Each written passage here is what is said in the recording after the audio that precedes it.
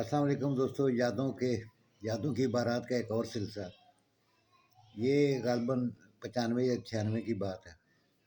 تو مجھے دفتر سے کہا گیا کہ فلم سٹار ندیم آئے ہوئے ہیں اسلام آباد، تو ان کا انٹرویو کریں۔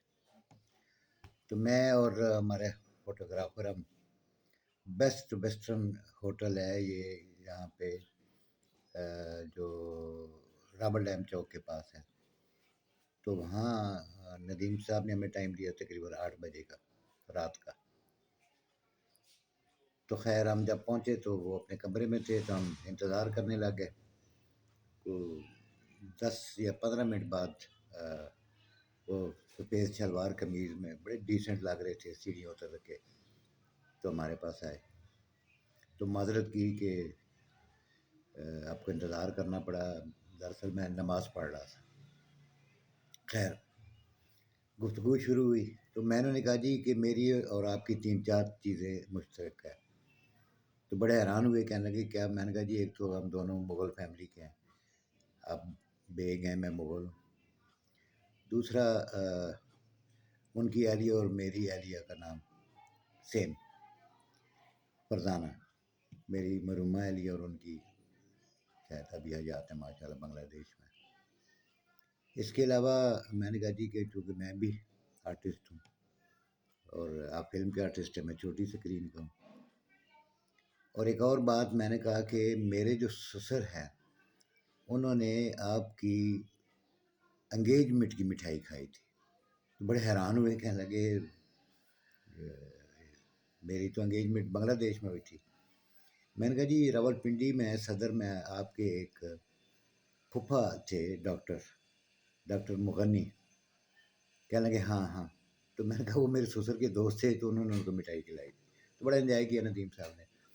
خیر خوب گفتگو ہوئی فلم کے حوالے سے بھی اور فلم سے ہٹ کے بھی، اور ندیم صاحب نے کچھ اپنے شعر سنائے تھے۔ یہ ایک انکشاف تھا میرے لیے کہ وہ شاعری بھی کرتے ہیں۔ ٹھیک تھی شاعری، ان کے اپنے جذبات تھے جو بھی ایکسپریس کیے انہوں نے۔ تو پھر کہنے لگے کہ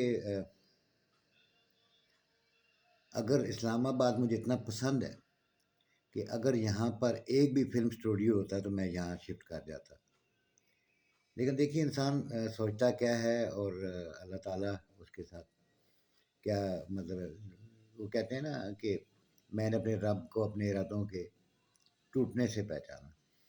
تو یہ ندیم صاحب کی خواہش تھی کہ میں اسلام آباد میں رہائش اختیار کروں، لیکن ان کو کراچی شفٹ ہونا پڑا۔ وہیں پہ رہے۔ ان کے ماشاءاللہ 2 بیٹے ہیں، ایک ڈاکٹر ہیں اور ایک شوبز سے تعلق رکھتے ہیں، ڈائریکشن اور پروڈکشن وغیرہ کرتے ہیں۔ ایک ان کا بیٹا ڈینٹسٹ ہے۔ میں بہت سارے آرٹسٹوں سے ملا ہوں، فلم کے بھی اور ٹی وی کے بے شمار، ابھی بھی ہیں، ہمارے دوست ہیں کئی۔ لیکن یقین کریں کہ اتنا نفیس انسان جس طرح محمد علی صاحب تھے، جیسے معین اختر تھے، یعنی لگتا نہیں تھا کہ ان کو کوئی یہ فلم کا ہیرو ہے۔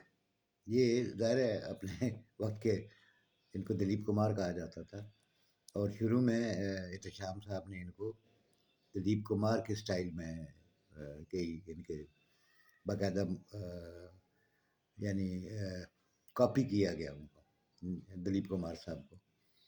لیکن بہرحال آہستہ آہستہ ندیم صاحب نے پھر ایک اپنا انداز اپنایا۔ انہوں نے مجھے بتایا کہ جب فلم دل لگی کر رہے تھے اسلم ڈار صاحب، تو وہ میرے پاس آئے، اور اس وقت میری 2-3 فلمیں فلاپ ہو چکی تھیں، مٹی کی پتلے اور کچھ اس طرح کا تھا۔ تو کہنے لگے، میں نے ڈار صاحب سے کہا کہ ڈار صاحب مجھے نہ کاسٹ کریں کیونکہ میں اس وقت فلاپ ہوں۔ تو ڈار صاحب نے کہا جی میں نے ایک فلم بنانی ہے دل لگی، چاہے کچھ بھی ہو جائے، کاسٹ میں نے آپ کو ہی کرنا ہے۔ تو اس بات پہ معاملہ ہوا۔ ندیم صاحب نے کہا کہ یعنی مرزا نذیر بے کہنے لگے کہ میں بھی پیسے نہیں لوں گا، اگر فلم چل گئی تو میں ضرور پیسے لوں گا۔ خیر اس کی ایک بڑی اور کہانی میں کسی وقت سناؤں گا، مجھے ڈار صاحب نے بھی سنائی تھی۔ تو وہ فلم پھر سپر ڈپر ہٹ گئی اور یعنی ایک ریکارڈ قائم کیا پاکستان میں، گولڈن جوبلی۔ اس میں شبنم ندیم صاحب اور لہری صاحب نے کمال کے ادا کیا. ریحان ایک ایکٹر ہوتے تھے بڑے خوبصورت، نگر سلطانہ، کمال کے لوگ تھے سارے. بہرحال یہ کچھ چیزیں تھیں، کچھ یادداشتیں تھیں جو میں نے کہا اس حوالے سے آپ سے شیئر کروں. میں مزید بھی ان شاء اللہ تعالیٰ جو میرے ٹینیور گزرا ہے as a journalist, as an actor, as an painter اور جرنلسٹ، تو وقتاً فوقتاً آپ کو اگلی کہانی بڑی زبردست ہوگی. جو ایک پاکستان کے منسٹر آف پیٹرولیم تھے ڈاکٹر محمد اسد، ان کی کہانی آپ کو سناؤں گا، اور بہت دلچسپ کہانی ہے وہ، اور تکلیف دہ بھی ہے اور دلچسپ بھی ہے. بہت شکریہ دوستو آپ کا.